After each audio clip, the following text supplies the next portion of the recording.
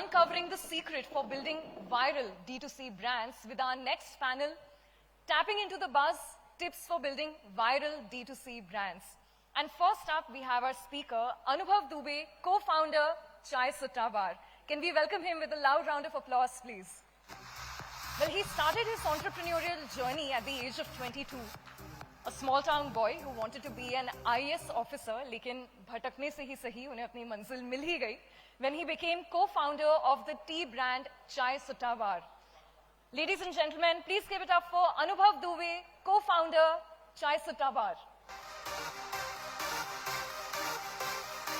And we have with us Mr. Bharat Sethi, the CEO and founder of Ragecoffee, a coffee company that manufactures, markets, and distributes innovative caffeine products in emerging categories.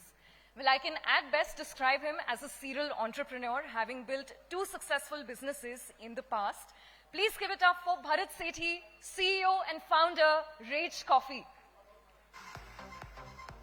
And I would now like to invite on the dais Atul Shinghal, who started Scripbox in 2012, as he felt strongly that India deserved better than what was on offer for the common investor.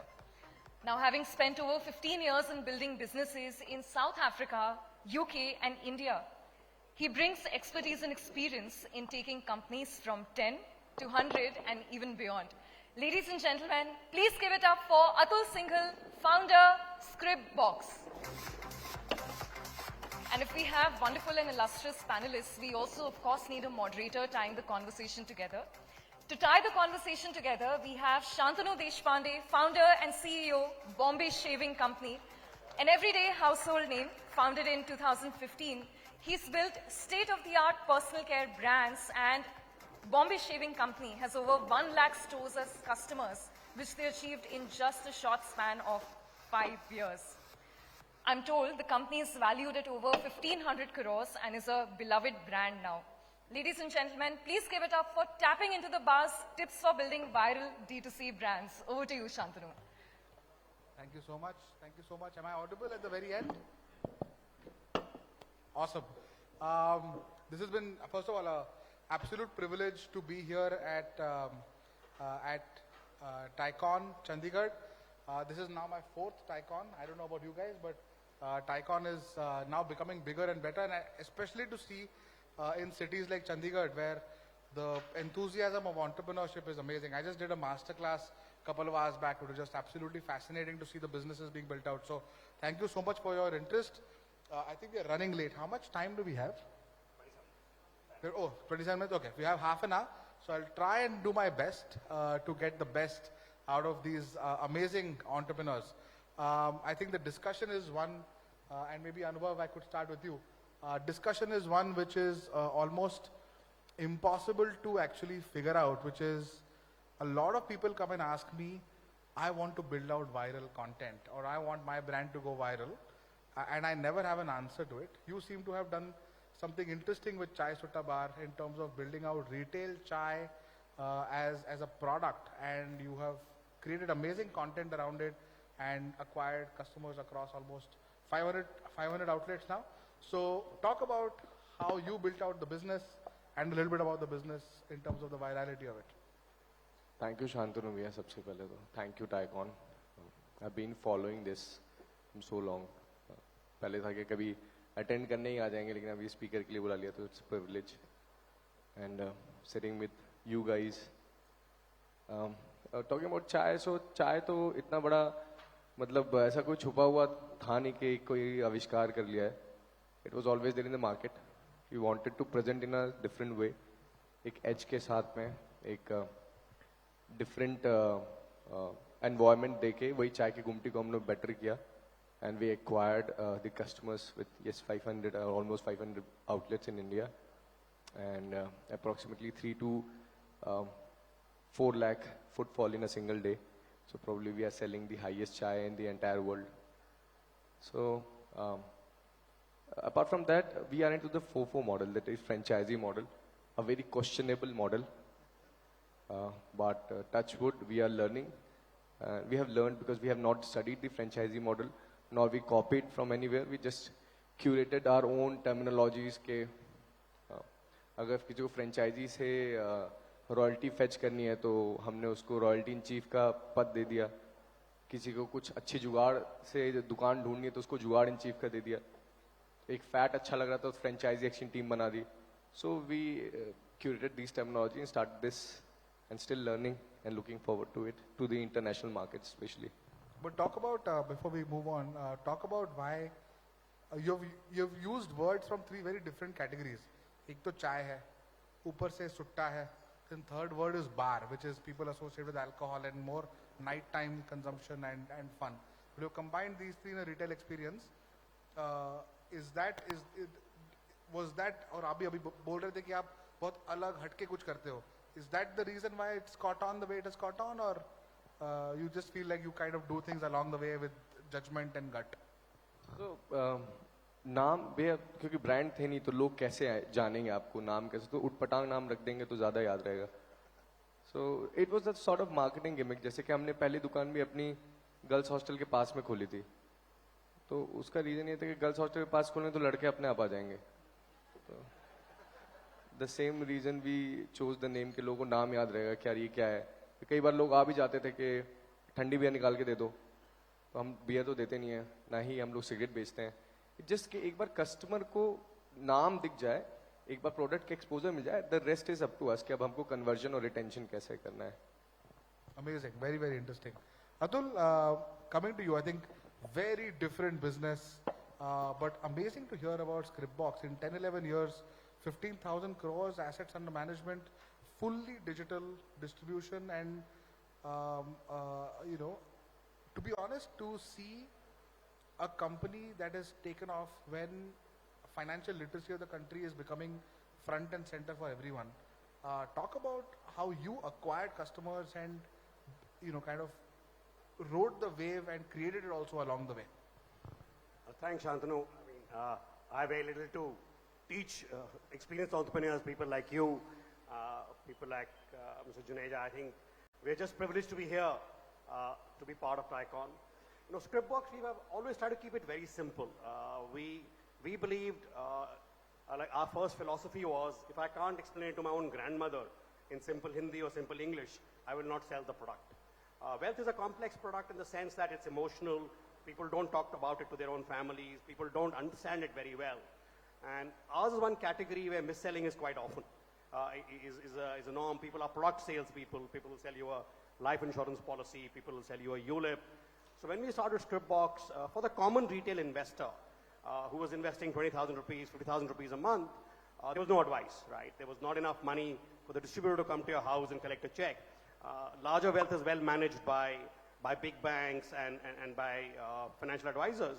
But for the common man, there was no choice. So our philosophy was, can we bring the power of digital? And for digital, for us, is not about online. A lot of people confuse digital and online. For us, digital is actually math, science, data, technology, all of that rolled into one to give customers better outcomes.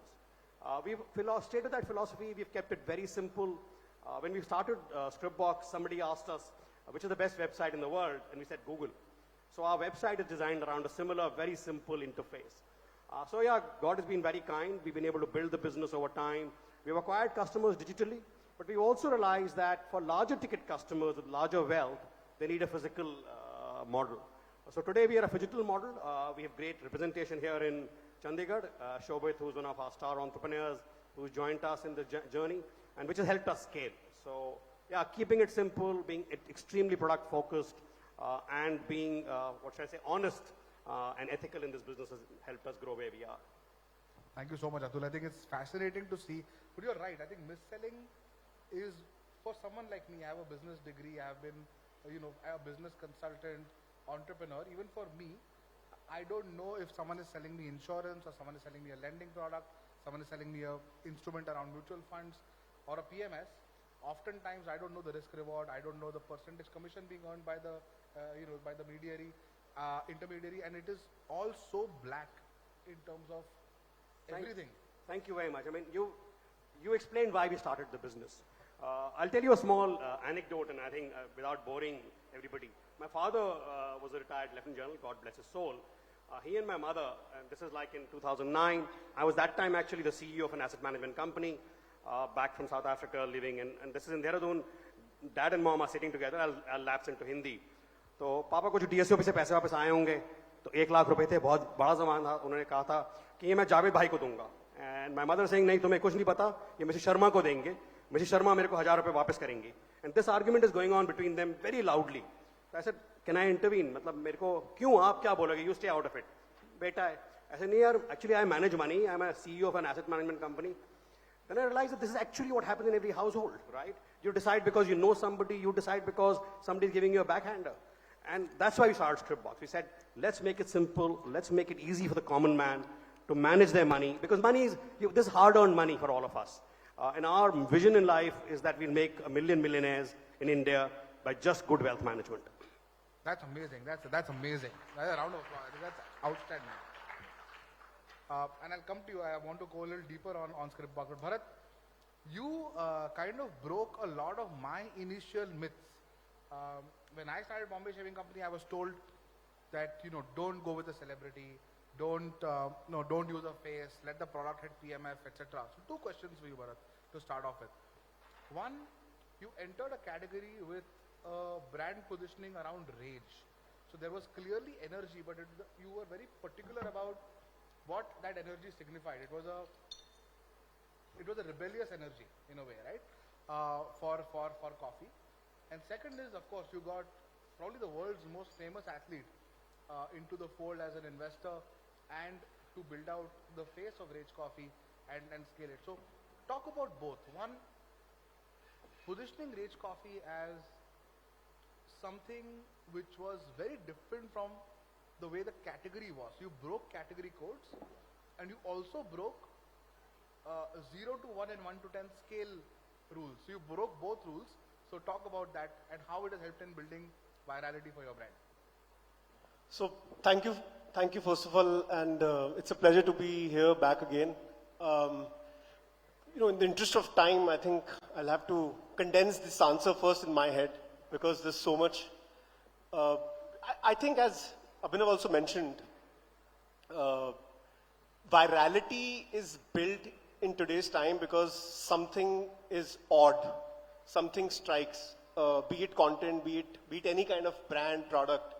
So I think as a marketer and an entrepreneur, I think the first thing that anyone should look at today, building any categories, obviously the product has to be great, but the positioning and your go-to market has to also be very differentiated because there's so much noise out there. So I think because I've been selling online for, as long as I know, this is my 13th year and I'm just, I started very, very early. So I think I just understood, first of all, how data and how primary research and how consumers can help you build the brand and give you the direction if you have some idea. So I think Rage was born because of that. A lot of the coffee consumers were looking for energy.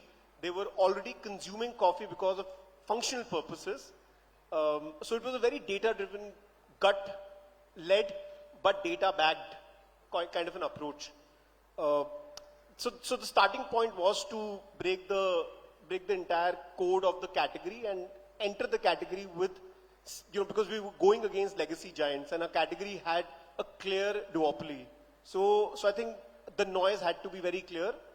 The positioning had to be very clear. We were not this or that, from the go itself.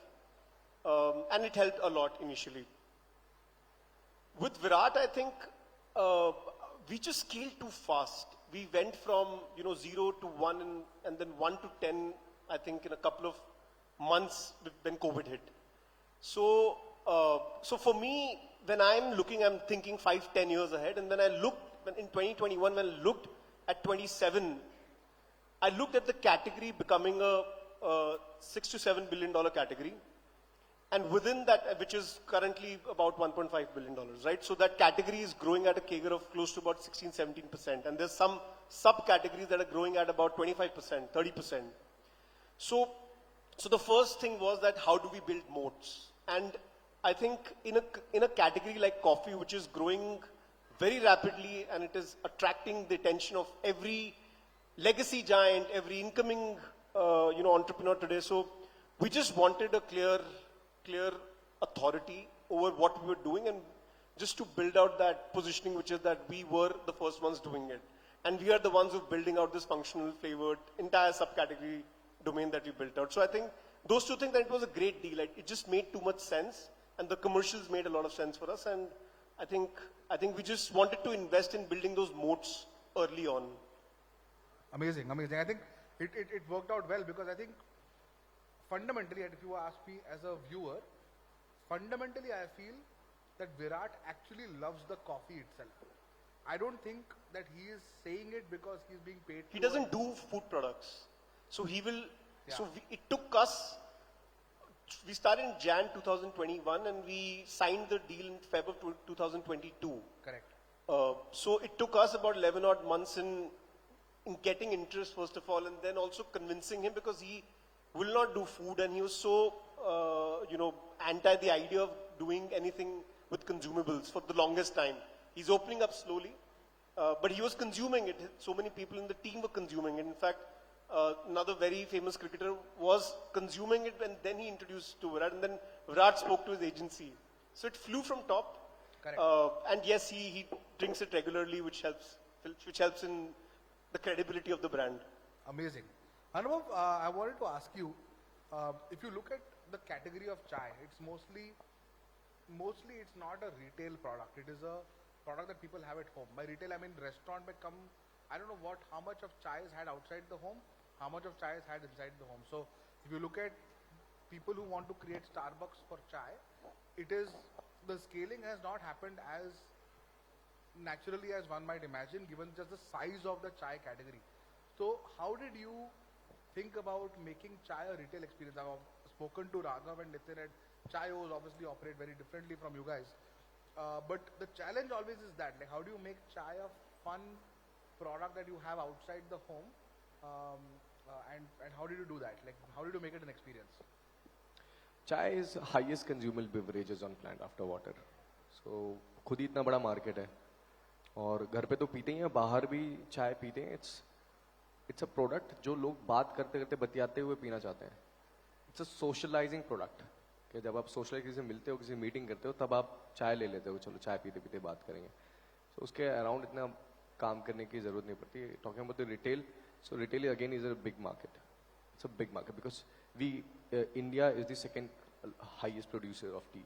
So हम लोग को चाय के बारे में बहुत अच्छे से पता है और चाय हमको बहुत सस्ते मिल सकती है. और हम CTC और फिर प्योर ऑर्थोडॉक्स टी भी हम लोग बेच सकते हैं मार्केट में. So we are planning for it as well. So Tata, Bagh Bakri and the other stakeholders doing amazing. और we are looking forward to it कि और मार्केट कैसे एक्सप्लोर करें, स्पेशली आउटसाइड इंडिया का मार्केट. इंडिया बाहर के market की बात करें तो लोग चाय पीते हैं लेकिन वो वाटर बेस्ड नहीं पीते हैं, लैक्टोज इंटॉलरेंट रहते हैं, तो लेकिन पानी वाली दबा के पीते हैं.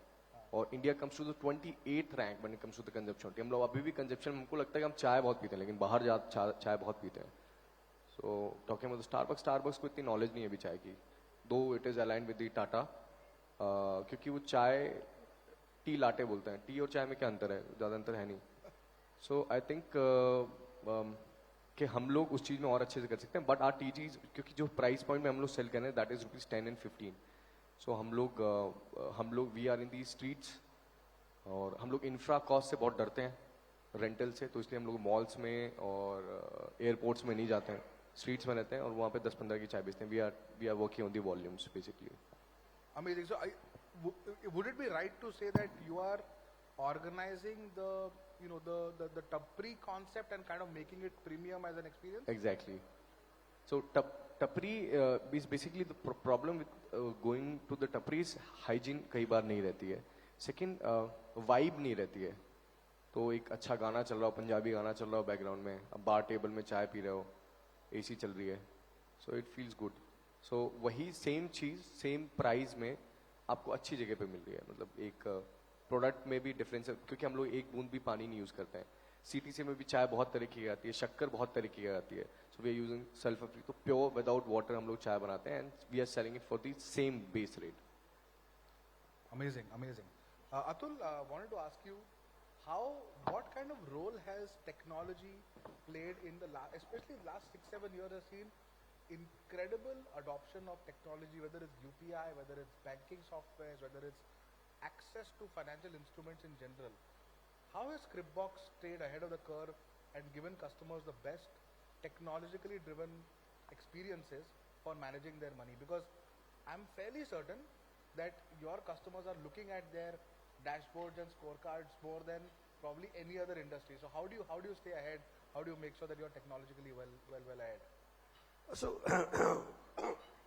see, we are a digitally native DNA of the company, right? So we think digital. When we design anything, we think mobile.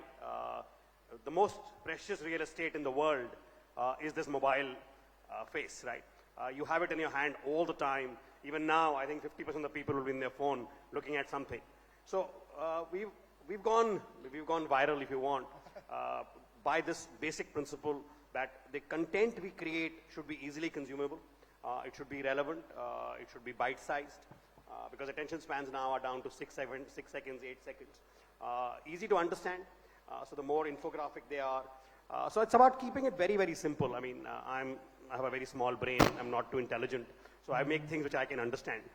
And hopefully that my consumers can consume the same thing. And I think just on your question around digital or technology, we actually think about technology across the spectrum, automation, bring down cost to serve, easy access. And in wealth management, if you think from the customer's perspective, there are 4 or 5 roles a wealth manager or advisor plays. A dashboarding, how much do I have, what's happening to it. Transactions, buying and selling. Advice, which is what should I do next, why should I do what I should do, and actually execution of the advice. And we have digitized all 4 things on the platform, and which makes it easy for customers. There are customers who require a human touch. After all, it is an emotional matter. Money is emotional. So we, as I said, we have combined that power of digital with human beings, and that's what has got us where we are. So I mean, to entrepreneurs, my only advice would be make things you can consume. Very, very important, right? That eat your own dog food, as they call it. So this guy is a bad example, as for Bombay Shaving Company, doesn't shave himself. But I shave my head as I should you. Jokes apart, yeah, that's the idea. Tell me one thing, Atul, staying on that topic, if I were to ask you to look back at the tech journey of Scripbox, what was that one feature or consumer-facing aspect of Scripbox that led to maximum adoption or led to virality in terms of downloads / adoption / logins / increase in investment? The one thing that over the last 10 years, if you could think about. I think just the ease of access, right? The ability to get started. You saw one of our display ads, or you saw one of our YouTube videos, or some friend told you, and 4 minutes later, money had left your bank account, and you had units of a mutual fund in your account. Wow. So the speed with which you could sort of consume something so complex compared to calling a financial advisor, filling a check, waiting for something to come to you. So that simplicity of the journey is I think has what has brought us where we are. And was it the same, like how has that evolved? Was it the same early on as well? Yeah, mobile has made it much easier, right? In 2013 when we started, mobile was still not so ubiquitous. I think we owe it a lot to Steve Jobs that touch phones and smartphones became universal. Obviously, journeys are much faster. They were slower earlier, but yes, we have evolved. We were much more a desktop-based company. We were much more an email marketing company when we started. Today, it's all about app, and today it's all about app notifications. So while the core of the ease of journey has remained same, the access to customer has changed at different points in time. And that's you have to keep staying ahead. Now today everything is all about generative AI, right? And we have to figure out how we stay ahead of the game in that game too. Amazing. Bharat, similar question to you. In the last few years of running Rage, I remember very early on when you had started, we had had a discussion around the concept itself, to now, where you are now almost like a very strong challenger brand in a duopoly, as you call it. What is the one thing in your view which you have done as a company which has led to that step change in adoption of consumers and brought them into and put Ragecoffee into their coffee cups? I don't think there is one hard thing, like there's one soft thing or two soft things, which is basically hard work, diligence, like every entrepreneur has to do that regularly, consistently performing every day. But if you take those out, as a team, all of the basics to grow or run a business, I think just staying very true to the brand core, the DNA of the brand, the DNA as to why we started, always staying ahead of the game. So we're thinking about the consumer of 2025 today. And we're thinking about a 25-year-old, a 30-year-old who will turn 35 and 30 and so on as they grow, right? So I am looking at just the horizon of my thinking, and the team's thinking is very long term. When we're able to do that, and we do that very regularly, like that's how we design the product, that's how we define the marketing, that's how we do distribution today, that's how we do NPD, that's how we plan incentives for the team. Everything is done with a very long-term horizon. That's how we can see, you know, in percentages how large we will be today. And that gives us a lot of confidence as to we're on the right path. So I think beyond this, it has been the basics, like a great product, lots of cash efficiency, but investments at the right time, in the right avenue, you know, and building a brand has gotten easier for a lot of people, but because of digital. But for me, a brand is when 1 in 2 consumers in India consume it. For me, that's the delta that a brand, you know, should be able to do. And before that, you cannot call yourself a successful or a brand. So I'm looking at, you know, consumption by almost 40-50% of the country in the next 10 years. So when you look at those goals, when you have such aspirations, things change. You know, you look at things very differently. So I think just this thinking, I think it's nothing but just the thinking of, you know, taking on the big guys. Yeah. Amazing, amazing. And have you thought about going beyond coffee? So I think what we've done is we've already done a few things.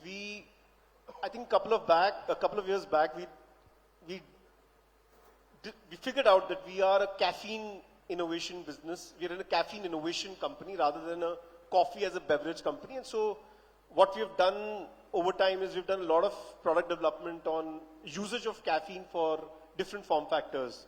For example, we recently launched, 2 quarters back, we launched caffeine bars, which is doing phenomenally well. Nobody does that. We're working on coffee-related chewables. We've launched a ready-to-drink. We're coming up with another one which has, you know, infusions and also. So I think overall, just the usage of caffeine in different form factors make it very interesting for us. And I don't see us today doing anything else. Obviously, food service is something that we have our eyes on. So food at some point will become an interesting play. You know, all the complementary and supplementary products will be there. But the core is definitely coffee. I don't see us losing that core anytime soon. Amazing. That's amazing. And Dr. Juneja is someone who is kind of an expert at kind of finding a space, scaling it, and then finding another space, scaling that, and kind of creating like extremely large. I think in this lifetime, if I'm able to build just one brand, I'll be, and that reaches to, you know, couple of 100 million people. Yeah. I think my job is done. I don't know. We'll see how it goes. Amazing. Anubhav, similar question to you. Do you want to go beyond retail and in the product category of chai, sutta bar? आपको लगता है कि you can sell more, or do you want to focus on this and go deeper and build out your ownership of the experience completely, from 500 to 5000 to and so on, या फिर आपको लगता है कि यार और भी बेच सकते हैं इन्हीं 500 दुकानों में? भाई अभी तो यही बेचने बहुत है. It's a big market. I mean, मतलब 500 से 1000 से भी ज़्यादा पोटेंशियल है करने की. मैं बाहर का मार्केट बहुत ज़्यादा स्ट्रॉन्ग है, अडाप्टेबिलिटी है, पैसा ज़्यादा है. तो मतलब हम लोग 2 तरीके से मेनली कमाते हैं, एक तो फ्रेंचाइजी से, दूसरा रॉयल्टी से. तो रॉयल्टी तभी आएगी जब माल ज़्यादा बिकेगा, तो और ज़्यादा पैसे का बिकेगा. तो बाहर ज़्यादा पैसे का माल बिकता है, बहुत इजीली बिकता है. हमने दुबई में 2020 से काम कर रहे हैं, नेपाल में काम कर रहे हैं, यूके, यूएसए, कनाडा में भी चालू कर रहे हैं.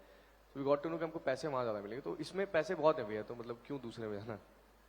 इसमें कॉम्पिटिटर भी बहुत हैं, तो अपने को कॉम्पिटिटर से भी करना पड़ेगा. फोकस लूज होगा तो दिक्कत होगी. लेकिन फोफो मॉडल में हो जाएगा? You think it's a sustainable, scalable model outside It is. अगर नहीं माल बेचने को तो सब बेच लेते हैं, चिपका के निकल जाना is not a game. Sustainability is the key. So हम लोग का प्रॉब्लम वही आती है फ्रेंचाइजी मॉडल में कि जहाँ पे आप एक बार बेचते हो फ्रेंचाइजी और आप उसकी हैंड होल्डिंग नहीं कर पाते हो तो घर पे आ जाती है आपकी franchisee. So that is the problem. But हम लोग के साथ में ये केस है नहीं. हम लोग बहुत 7 साल हो गए हमको धंधा करते हुए. तो अगर होता तो आ जाता.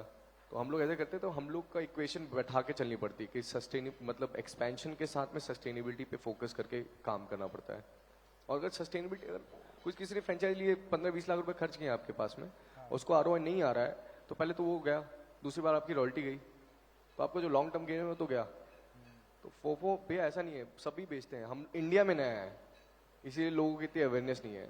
इंडिया में नया है और लोग जो भी फ्रेंचाइजी बेचते हैं, जो भी बड़े स्टेक होल्डर्स हैं, बड़े एमएनसीज हैं, वो भी किसी एक अच्छे स्ट्रॉन्ग आदमी को भेज देते हैं तो कैश बर्न सर्वाइव कर लेता है. हम लोग क्या करते हैं, हम लोग एक हाउस होल्ड को बेचते हैं तो कई बार ऐसा होता है कि कैश बर्न नहीं कर पाता है. तो हम लोग को बहुत देख के R&D करके एक अच्छे आदमी को देना पड़ता है जो कुछ दिन का कैश बर्न, 6 महीने का कैश बर्न झेल जाए. Amazing.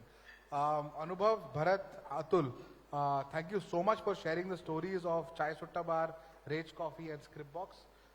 Your stories are inspiring and I have learned a lot in terms of how to think about category, how to think about market, how to think about tech and consumer acquisition, and also how to think about the future.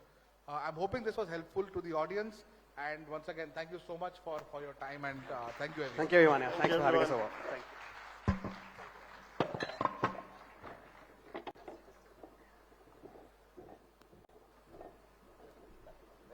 Well, I can say for sure it was useful, interesting, because the audience applauded for the first time without my having to prompt them, right? So I'm sure it was pretty useful and interesting to them. Thank you so much. And just as they say, one cannot discover new oceans unless we have the courage to lose sight of the shore. So thank you so much for unraveling the tips to build D2C brands, and successfully at that. Ladies and gentlemen, we had Anubhav Dubey, Bharat Sethi, Atul Shinghal and Shantanu Deshpande talking about D2C brands. And may I now request Professor J. Gauri Shankar, Director, ICER Mohali, to come up and felicitate our panel.